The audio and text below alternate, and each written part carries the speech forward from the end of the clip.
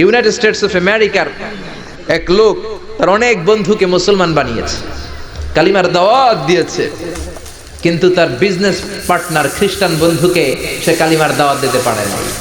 সে মনে মনে ভাবলো, আমার জীবন থাক আর না থাক, আমার খ্রিস্টান বন্ধুকে তার কলিজার ভেতরে কালিমার দাওয়াত দিয়ে আমি ছিদ্র করে দেবো। কোন সুবহানাল্লাহ।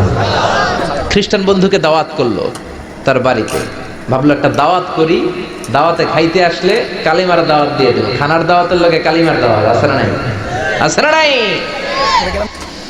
ও মিয়া, খাওয়া আছে যেখানে মানুষ যায়, জিলাপি আছে যেখানে পোলাপান যায়, দাওয়াত দিল, খাবারের দাওয়াত, ডাইনিং টেবিল ভর্তি খাবার আর খাবার। খ্রিস্টান বন্ধু আসছে, পেট ভরে খেয়েছে, মহা খুশি, আমার মুসলিম বন্ধু আমার দাওয়াত দিয়েছে, আমাকে লাঞ্চ করালো।